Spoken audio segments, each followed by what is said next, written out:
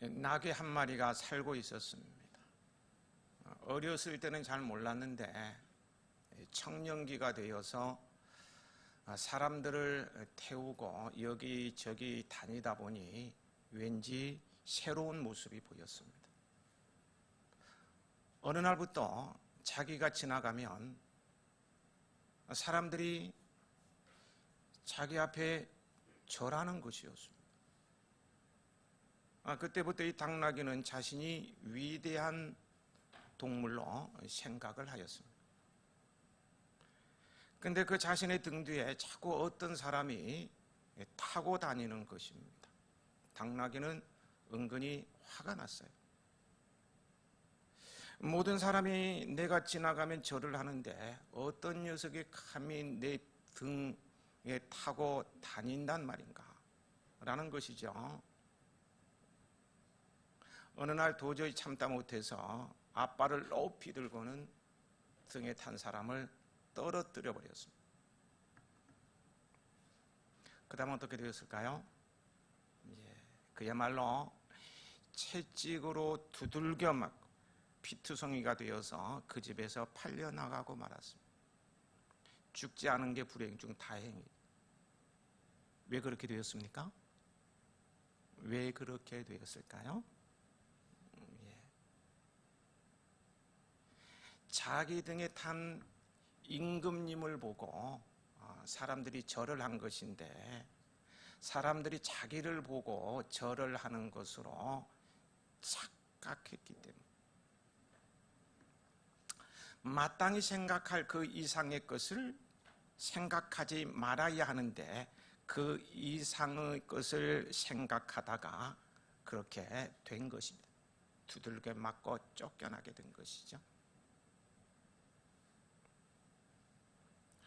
오늘 본문은요, 성도들이 갖추어야 할 품격으로 마땅히 생각할 그 이상의 생각을 품지 말라는 말씀으로 시작되고 있음을 보게 됩니다.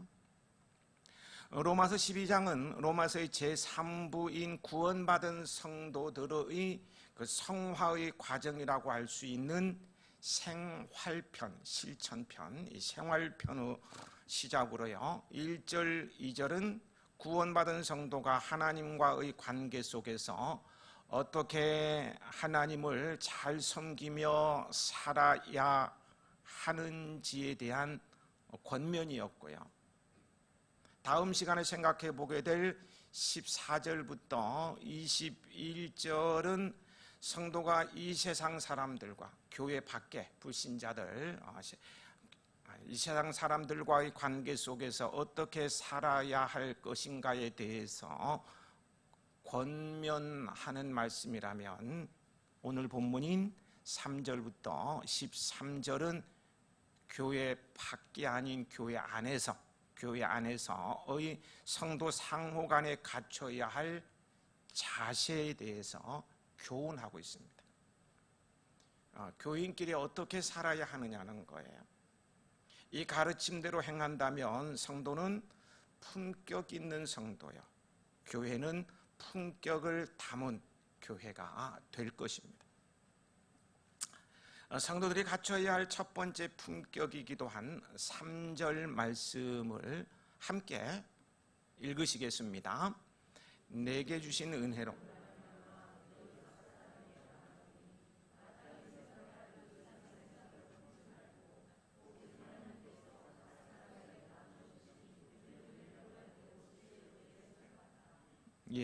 마땅히 생각할 그 이상의 생각을 품지 말고 오직 하나님께서 각 사람에게 나누어 주신 믿음의 분량대로 지혜롭게 생각하라고 말하고 있죠. 이는요, 영적 질서를 무시하고 월권 행위를 하는 성도들에게 하는 권면으로요, 이 편지를 받고 있는 로마 교회 성도들 가운데는 자기 분수를 지키지 못하는 푼수 같은 사람들이 있었다는 말입니다. 푼수 아시죠? 근데요, 인간사의 비극, 성경을 보면은요, 인간사의 비극은 바로 여기에서부터 시작된다는 사실을 알 수가 있어요. 인류의 첫 조상 아담과 하와가 왜 선악과를 따먹었는지 아십니까? 예. 뱀이가 곧 사탄이 말입니다. 꾀죠. 그 꾀에 넘어가서 하나님과 같이 높아지고자 했기 때문입니다. 그래서 선악과를 따먹게 돼요. 또 모세를 지도자로 섬겼던 미리암이 왜 나병에 걸렸습니까? 예, 섬겨야 할 지도자를, 하나님이 세운 지도자를 주제넘게 비난했기 때문입니다. 압살롬이 왜 백성들의 마음을 도둑질하고 다윗을 반역하였습니까? 아니, 왕을 잘 받들어 섬겨야지. 왕에 대해서 부정적인 생각해서 마음 다 도둑질하고는 왜 반역을 했느냐는 거예요. 예, 군주가 되고 싶어서입니다. 이들은 자기 분수를 모르고 자기 멋대로 푼수같이 행하였던 것입니다. 그 결국은 여러분이 아시다시피요, 비극으로 끝나고 말았습니다. 푼수 짓을 했다가 다 비극으로 끝났다는 거예요. 그만큼 자기 분수를 지키는 것이 중요합니다. 그러므로 우리는 직분이든 은사이든 나에게 주어진 것을 자신의 분수, 즉 한계에 맞게 질서를 지키며 사는 품격 있는 성도가 되어야 하겠습니다. 직장 생활, 사회 생활도 마찬가지에 똑같이 적용된다고 보시면 돼요.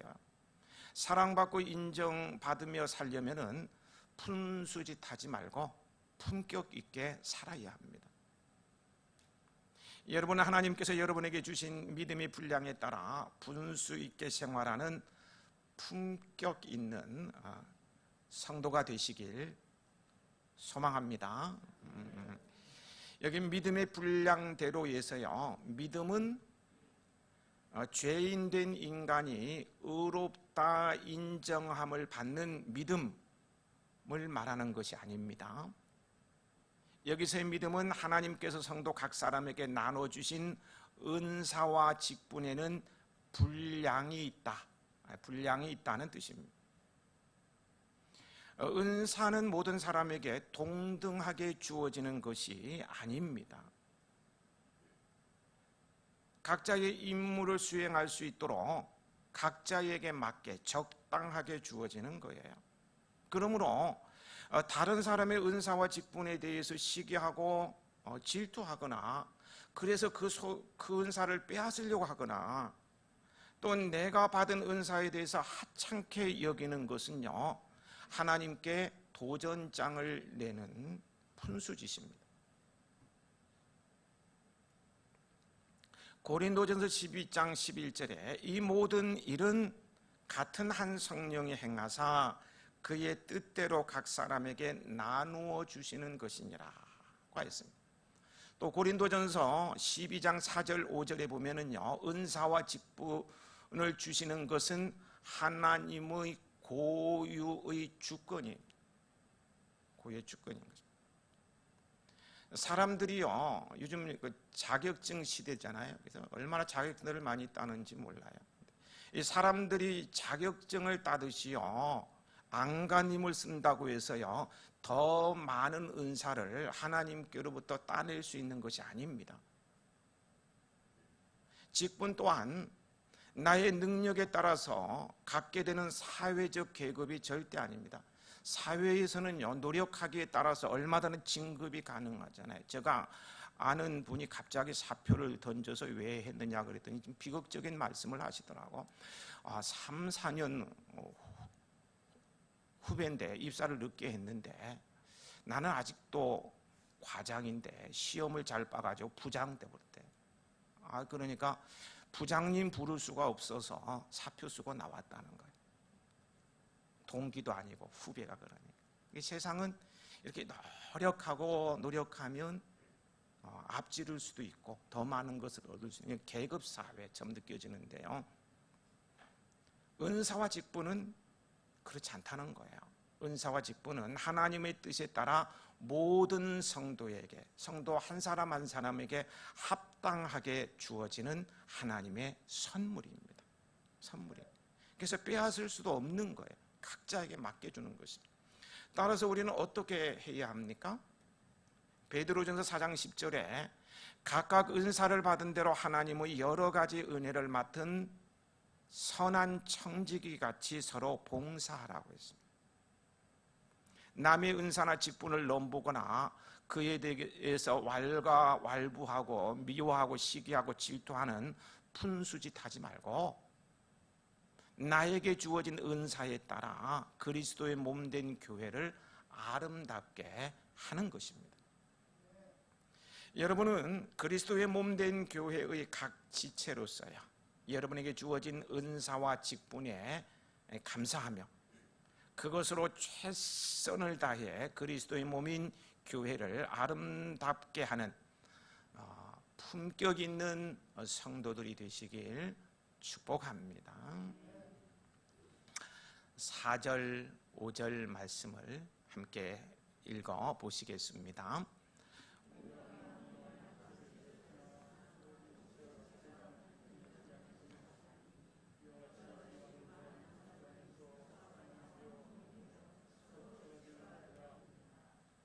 이 말씀은 교회의 다양성과 통일성, 좀 전문적인 용어처럼 느껴집니다만은 다양성과 통일성을 이야기하고 있습니다. 4절은 몸의 각 지체들이 손, 발, 귀, 눈 이런 각 지체들이요, 저마다 다른 역할을 지니듯이 교회의 구성원들 역시 제각기 다른 역할을 맡고 있다는 뜻으로요, 교회 내에서는 다양성이 인정되어야 한다는 것입니다. 다양성이 인정되어야 한다는.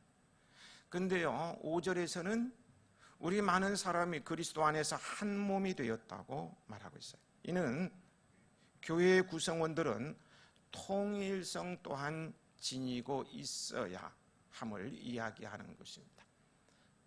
오늘 본문에 표현된 것은 하나 되어야 한다는 그런 말이죠. 그래서 교회는 다양성과 통일성을 동시에 지니고 있어야 한다는 말씀이 4절, 5절 말씀인데요. 여러분, 교회란 어떤 곳입니까? 성도들의 공동체를 가리켜서 교회라고 말을 하는 거예요. 그리고 교회는요, 여러 부류의 사람들이 모여서 이루어집니다. 사회의 어떤 이익단체와는 달라요. 사회의 이익단체는 같은 부류의 사람들, 같은 목적을 가진 사람들끼리 모이고요. 취미단체, 동호회도 보면은요, 같은 성향의 사람들끼리만 모이게 되어 있습니다. 교회는 안 그렇다는 거예요. 교회 안에는 사회적 지위가 높은 사람도 있으며 평범한 시민들도 있습니다. 부자도 있으며 가난한 사람들도 있습니다. 교수도 있으며 초등학교도 제대로 못 나온 사람이 있는가 하면 저처럼 유치원을 못 나온 사람들도 있어요. 유치원 못 나온 사람. 여자가 있는가 하면 남자도 있고요. 어린아이가 있는가 하면 노인도 있습니다. 이런 각계각층의 다양한 사람들이 모여서 하나님을 섬기며 성도 간에 서로 사랑하고 이웃에게 봉사하는 것이 바로 교회 공동체입니다. 이게 교회라는 거예요. 따라서요, 모인 사람이 정말 다양하잖아요. 이렇게 다양한 만큼요, 그들이 지닌 역할들도 다양하게 마련입니다. 그래서 혹은 교사로, 혹은 반주자로, 혹은 찬양대로, 혹은 안내자로, 혹은 목사로, 혹은 품격지기로 이게 교회를 섬기게 되는 것입니다. 그리스도의 몸의 지체란 교회의 다양성을 말하는 것입니다. 하지만 교회는요, 동시에 통일성을 지니고 있습니다. 우리 몸의 각 지체는 결국 한 몸을 이루고 있습니다. 한 몸 안에서 서로 유기적으로 작용하고 있는 것을 말해요. 마찬가지로요, 교회 역시 다양한 구성원들이 각자의 역할을 맡고 있지만 한 몸 안에서 서로 연합되어 있습니다. 그리스도 안에서 한 몸을 이루는 것입니다. 더 쉽게 말하면 그리스도를 중심으로 하나의 공동체를 형성하고 있는 거예요. 그러므로요, 이석교회 통일성인데요, 그러므로 결코요, 교회는 각각의 구성원들이 분리되어 있는 것이 아닙니다. 각자가 분리되어 있는 것이 아니라는 거예요. 분리되어 있다고 생각하니까요, 문제가 발생하고 시험이 드는 것입니다. 분리되어 있다고 생각하니까 외롭고요, 혼자 있다고 생각하니까 외로울 수밖에 없지. 분리되어 있으니까 수준이 안 맞고 뭐 또래도 없고 통하는 사람도 없고 교회도 마음에 안 드는 거예요. 실은 이런 말은요, 성립 자체가 안 되는 것입니다. 교회는 한 몸입니다. 코는요, 이 코 말입니다. 코는요, 혼자 있다고 외롭다고 말하지 않아요. 이 입 있잖아요. 입 하나예요. 입. 주고받을 상대가 없다. 말을 하면서 살아야 되는데 주고받을 상대가 내 몸 안에 다시 다른 데 없다고요, 혼자라고요, 불평하지 않아요. 한 몸 안에서 서로 유기적으로 작용하면서요, 아름다운 조화를 이루면서 행복하게 살아요.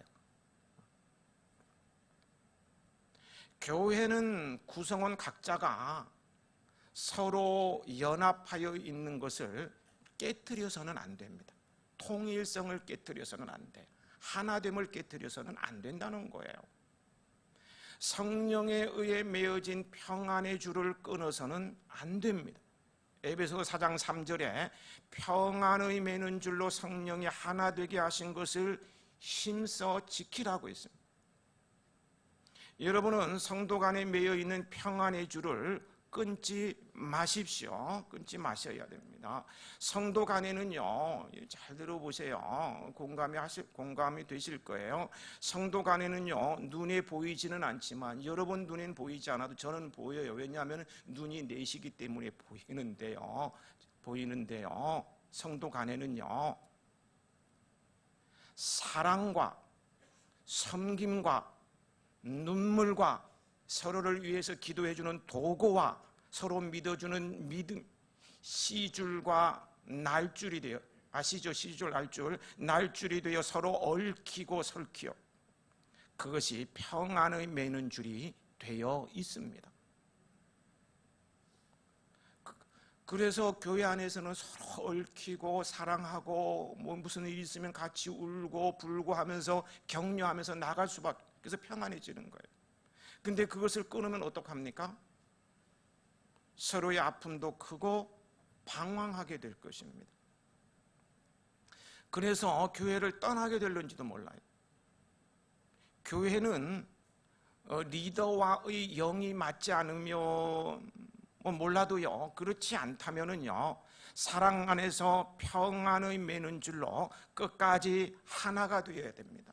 내가 20년, 50년, 70년 한 교회 안에 씨주가 날줄이 이렇게 얽혀지고 서로 가족처럼 지내는데 딱 끊어서 나가보면 정말 허벌판 광야에 혼자 있는 것 같은 그런 느낌이 찾아. 그럼 얼마나 공허하겠어요. 끝까지 평안에 매는 줄 하나 지켜야 한다는 거예요. 성도 간의 씨줄과 날줄이 되어 평안에 매는 줄로 교회의 하나됨을 견고히 세워나가는 품격 있는 성도들이 되시길 축복합니다. 이제 6절부터 8절에서요, 바울은 하나님께서 성도들에게 주시는 다양한 은사들에 대해서 언급하고 있습니다. 사람마다 재능이 다르고요, 기질이 다르고요, 개성이 다른 만큼 하나님께서는 각 사람에게 다양한 은사들을 주셨어요. 하나님은 그 다양성을 부정하지 않습니다. 다 인정해 주세요. 그러니까 교회도 각 사람의 기질, 개성 다 이해를 해줘야 되는 거예요. 그래서 각 사람에게 다양한 은사를 주셨습니다. 그러므로요, 그러한 은사는 다 소중하고 귀합니다. 하나님께서 주신 은사 중에요, 어느 것도 더 귀하고 덜 귀한 것이 없어요. 다 귀한 거예요. 다만요, 기능이나 역할이 다를 뿐입니다. 기능과 역할이 다를 뿐이에요. 물어보십시다. 아시는가 잘 모르겠는데요, 이제 우리 교회에서요, 제일 높으신 어르신은 누구인가요? 좀 질문하면서 좀 이상하긴 하다. 이 교회를 책임지고 교회에서 제일 높은 어른, 내가 지금 90에서 이 얘기하면 다 목사님이라 그랬을 때 젊은 사람이 얘기하니까 반응들이 별 수 없는 것 같아요. 교회에서 제일 높으신 어른은 누구인가요? 예, 감사합니다. 그렇다면 좀 어른 대우 좀 해주세요. 예, 목사는요, 목사로서의 기능이 다를 뿐이죠. 평신도보다 더 특별하고, 그래서 더 대접받아야 되고 공경받아야 할 그런 위치에 있는 것이 아닙니다. 하나님 앞에서는 여러분과 저가, 목사가 똑같은 성도예요. 똑같아요. 뭐 잘나고 못난 것도 없어요. 목사가 별났습니까? 아니에요. 군림하는 자리가 아니에요. 뭐가 차이라고요? 기능, 역할의 차이뿐이지 하나님 앞에서는 똑같은 것.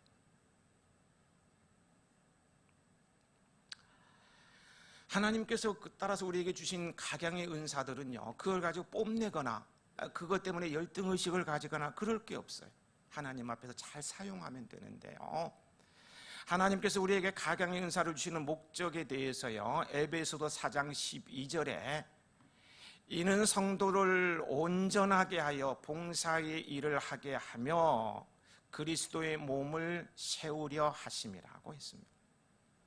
여러분들은 여러분 자신이 받은 은사를 통해서요, 다른 성도들을 돕고 섬김으로 그리스도의 몸된 교회를 견고히 세워나가는 품격 있는 성도들이 되시길 축복합니다. 이어지는 9절부터 13절도요, 교회 안에서의 성도의 품격 있는 자세에 대해서 계속 말씀하고 있습니다. 9절에요, 사랑에는 거짓이 없나니 악을 미워하고 선에 속하라고 말씀합니다. 여기서의 사랑은요, 하나님께 그 기원을 둔 영원하고 완전한 사랑, 즉 아가페를 의미하는 거예요. 반면 거짓이라는 표현은요, 가식이죠. 위선, 가식, 외식 이런 의미를 지니고 있습니다. 그러므로 성도가 실천해야 할 사랑은 그 본체가 사랑이신 하나님의 완전하신 사랑을 본받는 것으로 결코 가식이 없는 진실한 마음에서 우러나오는 사랑이어야 합니다. 성도 간에 이런 사랑을 나누어야 한다는 거예요. 이 사랑은 악을 미워하고 선에 속하는 것으로 나타납니다. 여기서 악을 미워한다는 것은요, 악을 싫어하고 혐오하고 거부하는 것을 말합니다. 그런데 우리가 꼭 기억해야 할 것은요, 이때에 악을 미워하라 그랬잖아요. 이 악을 미워하라는 데서 이 미움은요, 이때의 미움은 악을 행한 사람에 대한 미움이 아니라 악 자체에 대한 미움입니다. 사람은 미워하지 말고 악한 원리, 악한 습관, 악한 것들에 대해서 반감을 가지라는 게, 완전 두 번 다시 상대하고 싶지, 그런 반감을 가지라는, 여러분 악을 증오하십시오. 증오하라고. 우리 하나님은 지고선입니다. 하나님은 악을 싫어하고요, 가까이 하실 수도 없는 거룩하신 분으로서요, 그 하나님과 함께 하려면, 그분의 사랑을 받으면서 살려면은요, 그분이 주시는 놀랍고 신비한 은혜와 복을 누리면서 살려면 악을 미워하고 선에 속해야 합니다. 하나님께서 미워하시는 악에 대한 반감을 가지고 증오하고 저주하십시오. 그리고 선에 속하시기 바랍니다. 하나님이 함께 하시는 은복자로, 은혜와 복을 받는 사람으로 살아가게 될 것입니다. 10절, 11절 말씀 함께 읽으시겠습니다.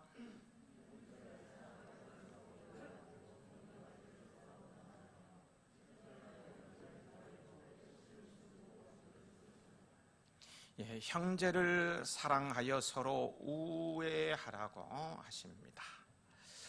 가족처럼 알뜰히 사랑하라는 거예요. 가족처럼 알뜰히 사랑하라는 거예요. 성도는요, 서로 남남이 아니라 형제요 자매입니다. 우리식으로 표현하면요, 촌수로 따지면 하나님을 아버지로 모신 이촌관계, 이촌관계.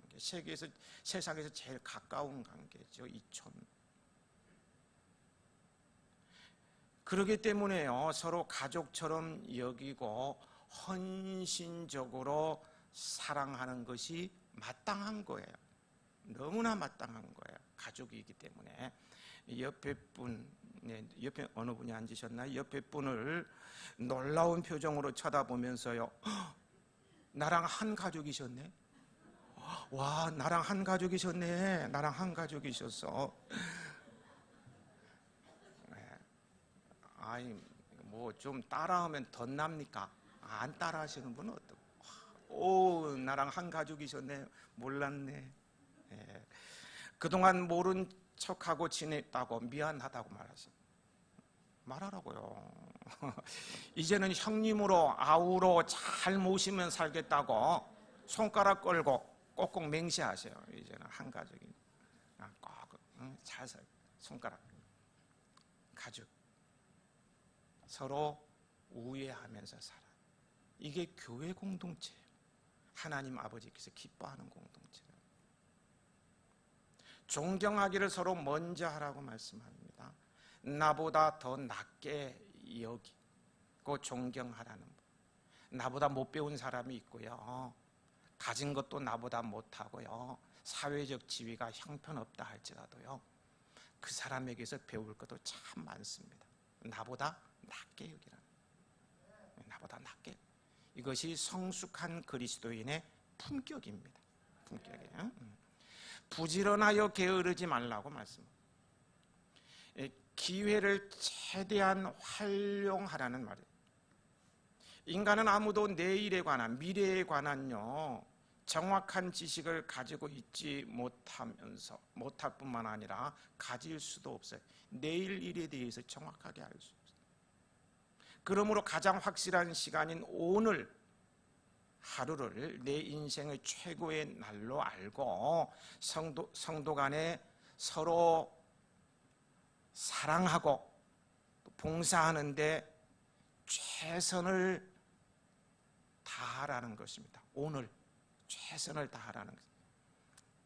이 일에 부지런하고 게으르지 마십시오. 열심을 품고 주를 섬기라고 또 당부하고 있죠.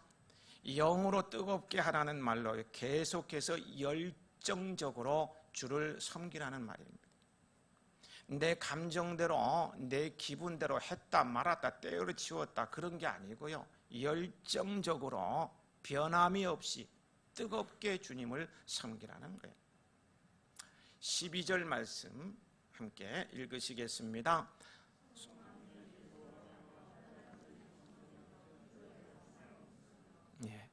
성도는 이 땅에서 소망을 가지고 사는 사람들입니다. 소망은 우리가 하나님의 자녀로서 하나님의 영광을 소유하게 되는 것을 말합니다. 그러므로 자신들의 진정한 삶의 자리는 이 세상이 아니고 장차 임하게 될 천국이라는 것을 우리 성도들은 너무나 잘 알고 있습니다. 그래서요, 성도들은 이 소망이 있기 때문에 이 소망을 부여잡고 현재의 고난도 능히 이겨내면서 살 수 있는 거예요. 안 그렇습니까? 다시 말해서요, 성도는요, 장차 임하게 될 천국을 소망함으로써 현재의 고통과 환난 중에도 기뻐할 수 있는 사람들입니다. 난 아멘만 들으면 막 춤을 추고 싶더라. 아멘을 좀 많이 해주면 어떨까? 성도는요, 장차 임하게 될 천국을 소망함으로, 앞으로 임하게 될 천국을 소망함으로 현재의 고통과 환난 중에서도 기뻐할 수 있는 사람들입니다. 예. 그렇다면요, 성도가 소망 중에 즐거워하고 환난 중에 참을 수 있는 힘은 어떻게 공급받는 것입니까? 예.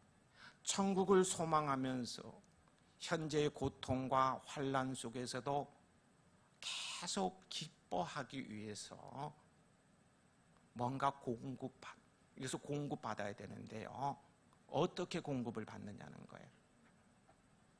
그것은 바로 성경 말해주고 있죠. 그것은 바로 기도를 통해서입니다. 기도를 통해서요. 그래서 예수님을 믿는 성도에게만 기도 응답의 특권이 주어진 것입니다. 지금까지는 너희가 내 이름으로 아무것도 구하지 아니하였으나 구하라 그리하면 받으리니 너희 기쁨이 충만하리라. 주님께서 말씀하셨어요.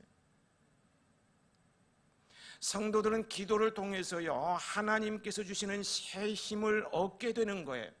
그 놀라운 힘으로 소망 가운데 현재의 고통과 아픔, 환난을 넉넉히 이기며 기뻐하며 살 수 있는 거예요. 세상 사람들은 알 수 없는 신비를 누리는 거예요. 우리 하나님께서는요, 성도들이 절망 가운데 불안해하며 환난 가운데 고통스러워하도록 내버려 두지 못하는 사랑과 자비가 풍성하신 아버지시란 거 아시죠? 그래서 지난 주일인가에도 말씀드린 대로요, 하나님께서는요, 우리에게 배신을 당하시고요, 우리가 엄청난 실망을 시켜드려도요, 택하시고 부르심에 대해서 후회가 없으신 분입니다. 아우, 저 인간 잘못 선택했네, 이렇게 후회가 없으신 분이에요. 또한 우리가 당하는 고난이든 실패이든 실수이든 평생 달고 다녀야 할 부끄러운 주온 것이든 질병이든 아픔이든 탄식이든 그 어떤 것이라도 그것들을 다 합력하여서 좋은 것, 선을 이루어 주시는 분이십니다. 나의 허물과 죄악, 잘못들까지도 구원을 이루는데 장애물, 걸림돌이 되지 않고 오히려 수단이 되게 해주시는 정말로 좋으신 나의 아버지셔요. 그분은요, 오늘도 이 시간도 우리를 위로해 주시고 독수리가 날개치는 것 같은 새 힘을 주시고자 하십니다. 그러나 잘 들으세요. 정말 그렇게 주시기를 원하세요. 합력해서 선을 이루기를 원하세요.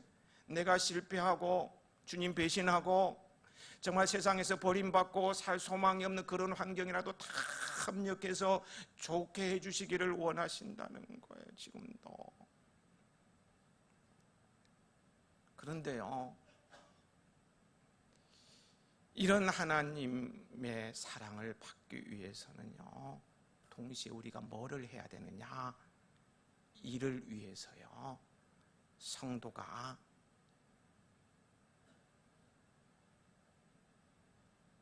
하나님께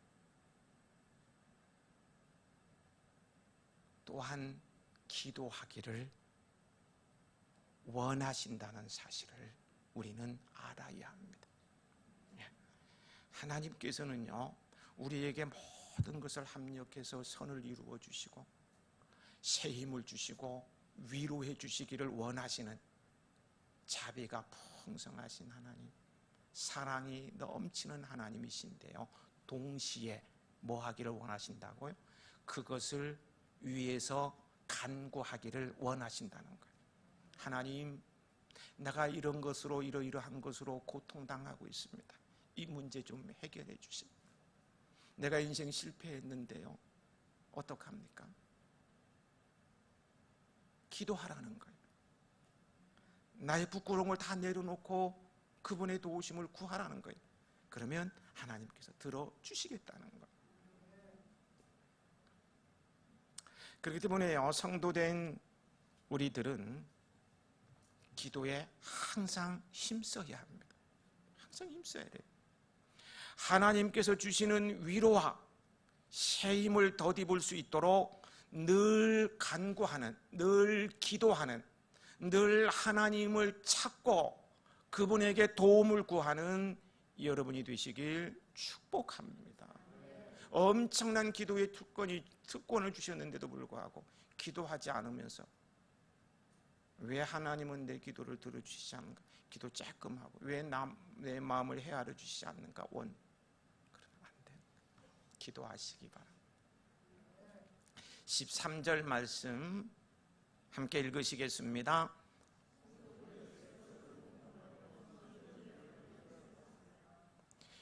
성도들의 쓸 것을 공급하며 라고 말하고 있습니다. 성도들의 필요를 채워주라는 말씀이에요. 잘 들어보세요. 이런 분이 있는지요? 성도들의 필요를 채워주라고 했습니다. 일용할 양식이 없는 사람 있어요. 병고에 시달리면서 치료받지 못하는 사람 있다고요. 위로가 필요한 사람 우리 교회 안에 있단 말이에요. 안 보이세요? 있잖아요. 다 알잖아요. 교육을 받지 못한 아이들도 있어요. 남은 다 대학 가는데 고등학교도 못 가. 이제는 고등학교 다 가는가요? 있어요. 그들의 필요를 채워주라는 거예요. 일용할 양식이 없어서 쪼룩쪼룩 굶고 알면서도 모른 척한다? 말이 되는 거예요. 병고에 시달려서 하루하루를 참 힘들게 알면서도 전화 한 통 안 하고 한번 찾아가지도 않는 거 말이 되느냐는 거예요. 배우지 못한 것 때문에 취직 못하고 인생을 자학하며 사는 교인이 있는 거 알면서도 나 몰라 하면 되느냐는 거예요. 성도들의 쓸 것을 공급하라. 그런 그들의 필요를 채워주라는 것입니다. 그래서요 우리는요 이 나눔과 섬김이 체질화되어 있어야 합니다. 이게 자동적으로 이루어져야 된다는 거예요. 또 손 대접하기를 힘쓰라고 말씀합니다. 손 대접, 낯선 사람이죠. 이 낯선 사람 혹은 손님을 사랑하라는 말입니다. 이것은요, 낯선 사람 손님을 사랑하는 것은요, 교회가 베풀어야 할 기본 의무이고요, 그리스도인 성도들의 기본 미덕입니다. 기본이에요, 기본. 아브라함은요, 손님 대접을 잘하다가 억지로 대접해요. 막 지나가는 사람 억지로라도 데려다가 이렇게 대접을 하다가요, 자신도 모르는 사이에 천사를 대접하고요. 그 가정의 평생의 기도 제목, 이제 내 나이가 90회 이루어지지 않을 것 같은 그 가정의 소망도 이루어지는 것을 보게 돼요. 엄청난 복을 받았어요. 복의 조상이 되었어요. 예수님께서는요, 마태복음 7장 12절, 그러므로 무엇이든지 남에게 대접을 받고자 하는 대로 너희도 남을 대접하라 하고 말씀하셨습니다. 남을 대접함으로 융숭한 대접을 받는 여러분들이 되시길 축복합니다. 또한 낯선 사람에 대한, 여기 손은 낯선 사람 손님이라 그랬는데요, 손 대접하기를 힘쓰할 때 이 낯선 사람에 대한 친절한 접대는요, 곧 주님을 대접하는 것과 같습니다. 교회에 낯선 사람이 오면 낯설게 굴지 마십시오. 주님이 오신 것입니다. 좀 보기에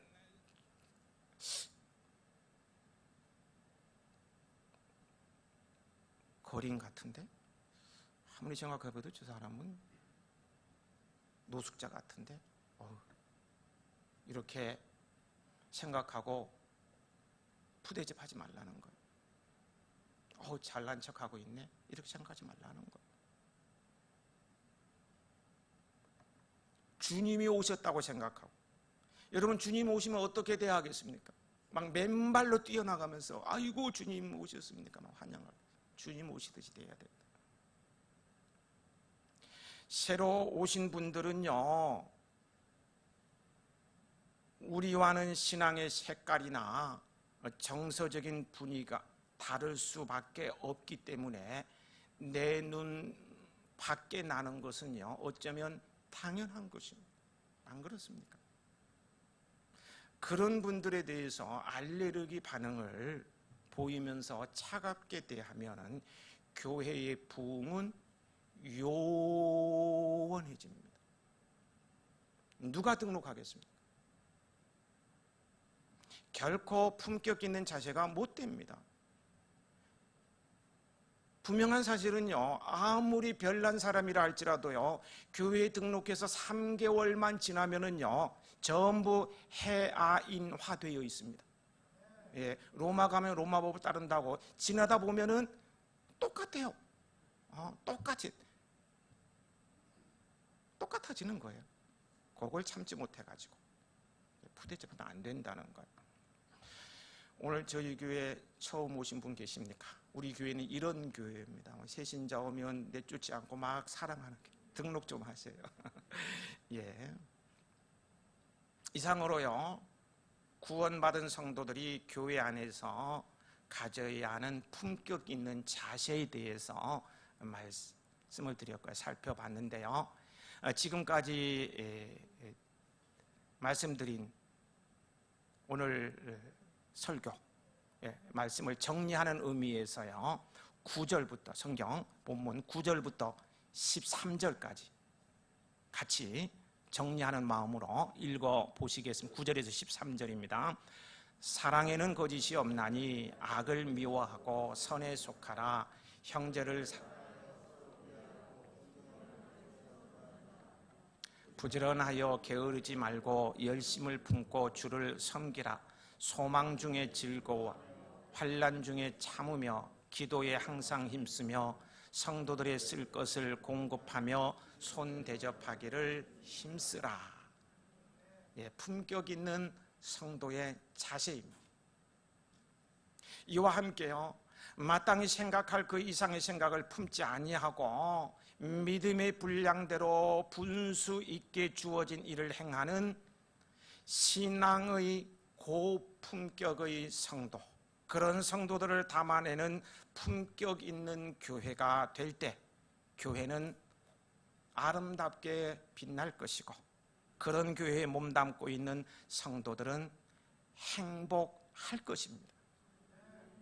품격 있는 성도, 그 품격을 담은 우리 해야 교회가 되길 소망하며 기대하며 축복합니다. 아버지 하나님,